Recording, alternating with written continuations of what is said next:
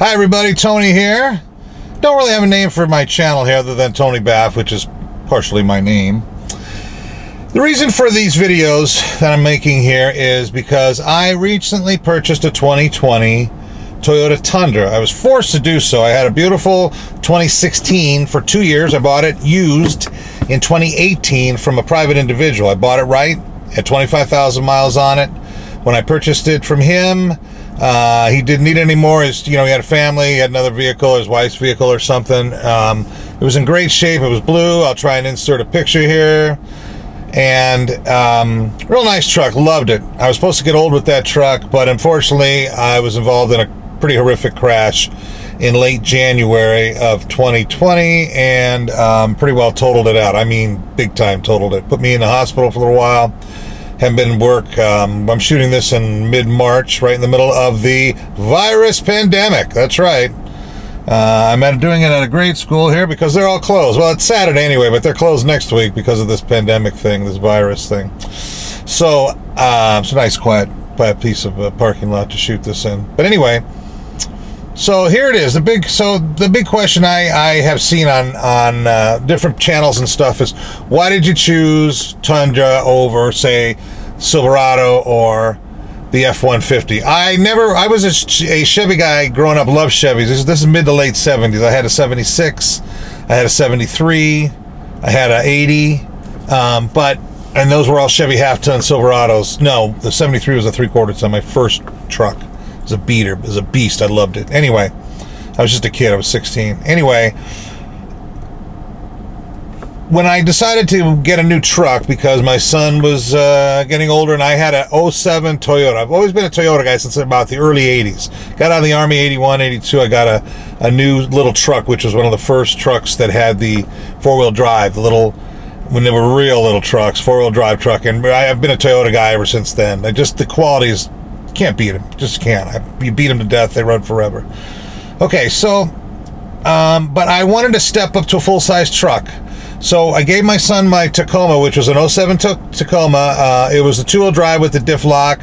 Beautiful truck, zero issues, loved it. Had 110,000, 120,000 on it when I gave it to him in 2016. It was an 07, and it was really a really great truck, just fantastic. To this day, this is March 2018. He still drives it. It's again an 07, and it runs fantastic. He's got 140,000, 145,000 on it. Other than putting gas in it, changing the oil regularly, tires, tune-ups, brakes now and then, really no issues with it. Few things, but for the most part, it's just amazing how good they run. Okay, so that's the Toyota quality was in it for me. But I did drive a work truck. I drove an F450 one-ton box truck for a coffee company I worked at. It was a V10. In the late 90s, and I tell you, we beat those Fords to death, and they just kept chugging. I'll tell you, I had a lot of respect for them. So when I was going to get a big truck in 2016, I thought, you know what? I'm going to look at those F-150s. I think they're really good looking, and they are. Let's face it. Good looking truck, Arizona. By the way, this is Arizona. But America's #1 selling truck for eons, okay? But again, in the back of my head, I'm a Toyota guy. I really hadn't considered Tundra. I thought they're cool, but I knew they're expensive, and Toyota seemed to be Ford seemed to be a little cheaper. Well, when you start looking at the Fords, they had some of the most awesome features. We all know Toyota is way behind on that. This is a 2020, and they still can't hold a candle to some of the Ford stuff. But when you really get down to it, how much of that are you going to need every day? Like, for instance, at the SR5 Tundras, even the new ones, when you put the windows up, only the door side has auto up and auto down. And I'm not even sure if it has auto up. My SR5 Tundra 2016 did not. Just the driver's side went down. You had to hold it up. Is that a deal breaker? How often you put the other windows down? Okay. Incidentally, my other one was a Crew Max. This one's a double cab. I'll get into that in another video. So the insides are plush with all kinds of features. They have that insane V10 or V6, 3.5, 2.7 liter V6 turbocharged. That really they kick ass. They get great mileage. They run strong. But I'm still leery of some things about those motors, personally. My wife had an EcoBooster in her company car. It was a little four-banger in an Escape, and we had 100,000 miles on it. Never quit. Ran great. But for me, is the truck going to get to 100,000 plus? Is it going to get to 200,000? I plan to keep this truck. I plan to get all. This is my last really good big truck, as far as I'm concerned, unless I get another wreck, God forbid. So how long are you going to keep the thing? How long are you going to, if you're going to keep them for a while, you just can't beat the reliability of these 5.7 liter V8s that the I-Force that the Tundra's put on them. But again, I do respect and have a lot of love for the Fords that I've used them. So I was looking at these Fords. I like the fact that when you have put it down, I tow a lot of trailers. I have a boat. I have a quad that I pull in a trailer a lot of times, and I have an RV, a small camper, hunting camper. It's 21 foot, but nice camper. And I pull all those things with it. And that was the other reason for getting the big truck. I wanted it something bigger to pull more easily. The Tundra the Tacoma could pull those things, but it's really pushing it with a 21-foot camper on a Tacoma. So I knew I was going to get something bigger for that reason. So what do you go? Ford F150 and all the packages that they go. By the time you add all these packages with all the more fancy things that you think you like, 10-speed transmission, EcoBoost, yeah, they get 16, 17 miles to the gallon. I hate the fact that the motor's shut off in the when you sit at a light. I know you can turn that off. I know you can. My wife's car does that. This is Arizona, man. You sit at a light for 3 minutes with that motor off. You think that's going to help you sitting here, 117 outside? I don't buy it. Sorry. And I don't get the whole starter thing. Yeah, how many starters are you going to go through to save, $1,000 worth of gas over the lifetime of a vehicle? I don't know. Not really sure on the high tech. I'm just a regular guy talking about regular vehicles. I'm not a mechanic. I can't give you the whole skinny. I'm not going to take things apart and fix them for you. But I'm just giving you a regular guy approach. And then I saw a video. It was in 2018, a video of Ford mechanics, and the guy went into the Ford dealership and he interviewed all the mechanics, about 10 of them. I believe it was 10. Pretty sure it was 10. And you can probably find it. It was on YouTube. I'm sure you can look it up. And they basically said, if you could put any of the motors that's available to you, I don't think they were including the diesel because it was not available yet, but any of the gas motors in any of the 2018 Fords, which one would you put in? Would you go for the 2.7 V6? Would you go for the 3.5 V6?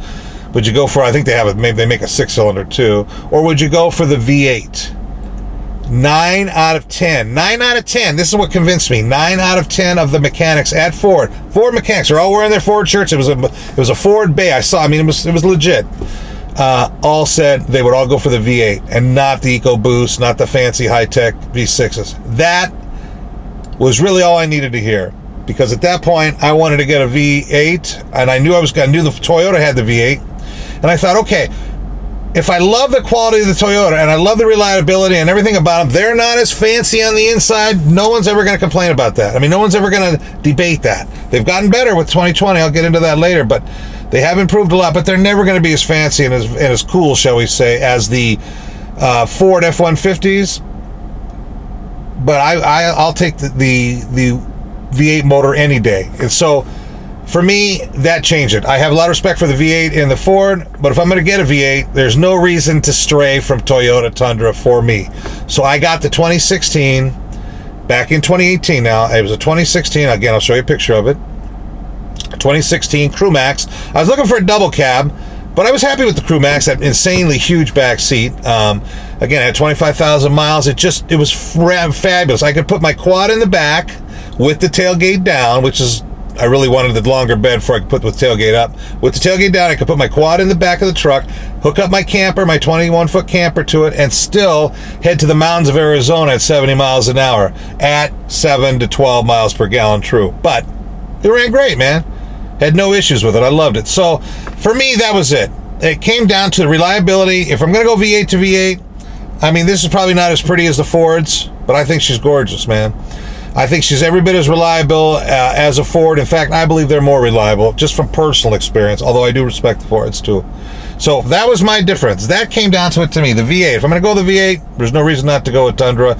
And I am cool with the inside of the Tundra. It doesn't have to be the top shelf stuff that you get in the F-150 with things that I thought were cool. Like, again, back up the camper, back up the trailer, back up my boat into the lake, back up my son. I've taught him, and he's still working on it. He's 25. He's not great at backing up, but he's pretty good. He's getting better every year. I've been doing it 40 years. 35 years anyway. I can back a trailer into anything. I don't need that. I thought it was cool. I thought, man, I got to get that. That's really cool. How often would I use it? I can back up a trailer really well, like most of us trailer guys can do. So why am I going to spend another $1,000 for that little cool thing? Because when you get that, I'm sure there's packages involved. You got to get a lariat, and you got to get all this fancy crap, and you're still pushing $55,000 for those damn trucks, especially now in 2020. So no, when you step back as an adult and really look at the thing, and why drop that extra money? These damn trucks are expensive enough as it is. So yeah, it was all about the reliability of the Toyota, and I hope they'll have this one for a long time. So that's it now. Tony Baff here. I'm not sure if I'm going to put this on a different channel or just my Tony Baff channel, but keep in mind, we also have several other channels. One, AZ Gun Guys. We're hunters. Some of the guys, my buddies and stuff. We're hunters and we're gun guys. That's why we own our trucks. We're outdoors people. So we have AZ Gun Guys. We have AZ Quadcopters because we fly camera drones, Phantoms and such. We also have RC Flyers of Arizona because I fly radio control airplanes, so radio control RC Flyers of Arizona, and RC Quad Riders. And that's our quads that we ride when we hunt on, but we ride up in the mountains and the deserts and stuff for fun too. So any one of those channels, please feel free to check it out. That's it for now. That is why I chose Toyota over the Ford F-150. Thanks, guys.